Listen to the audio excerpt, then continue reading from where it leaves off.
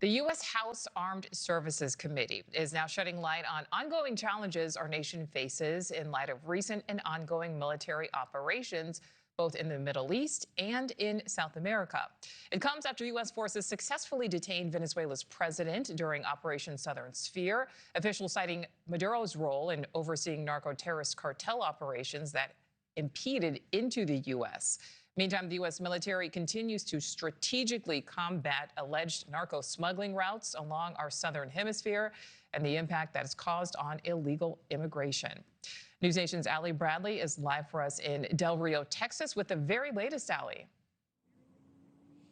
Yeah, hey, Nichole. So we have these top Pentagon officials who are telling lawmakers that the fight against the criminal cartels is now one that is being considered a homeland defense mission reaching far beyond the U.S. southern border. So these defense leaders testifying that narco-terrorist networks remain the biggest security threat in the Western Hemisphere. This as there are more than 12,000 troops currently supporting the southern border, with 6 national defense areas now in place across Arizona, California, New Mexico, and Texas.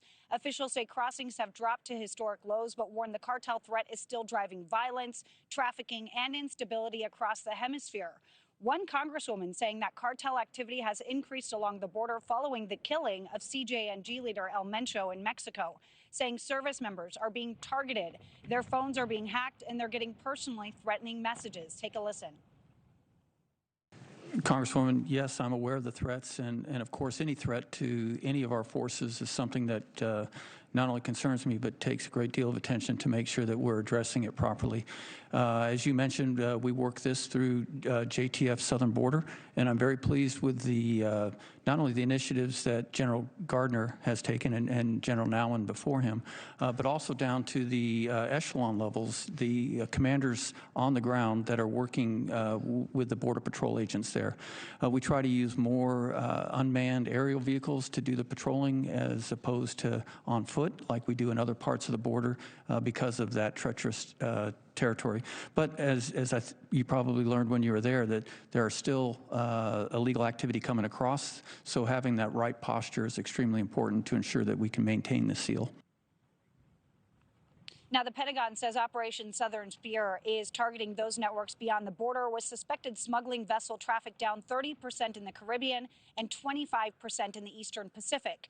Southern Command says the mission is to disrupt cartel operations from the point of production in Southern America to the point of distribution near the U.S.-Mexico border. The effort is now including an 18-nation counter-cartel coalition, with U.S. officials saying partner countries are asking for more help to confront trafficking groups on their own soil. Generals saying they currently have flyaway kits deployed, but they won't say where. These kits are meant to detect and defeat threats to department installations that are seeing incursions are already operating effectively, according to the general, adding they may get 2 more kits within the next month. This all comes as one general testified that incursions from Russia over Alaska are increasing, calling it a trend that they're actively combating. Now, one other issue that lawmakers pressed on was President Trump's claims of taking Cuba, and these generals saying that Cuba is involved with threats against the U.S., including those out of Venezuela as well, Nichole, saying that they're involved in just about every threat to the homeland. Nichole. Wow. So, Allie, what facts do we have about how prevalent these groups really are here within the U.S.?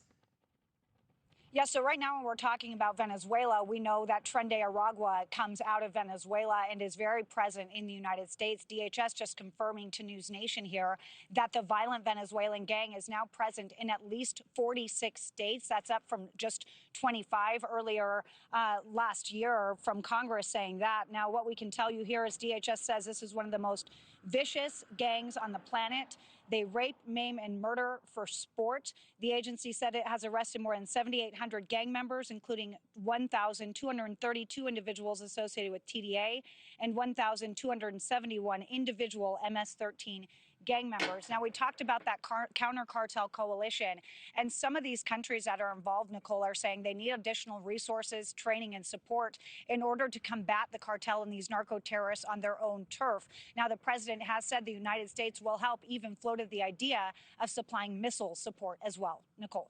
All right, Allie Bradley live for us there in Del Rio. Allie, thank you. Thank you for watching. Subscribe below and download our NewsNation app right now on your phone, and you will get fact-based, unbiased news for all Americans.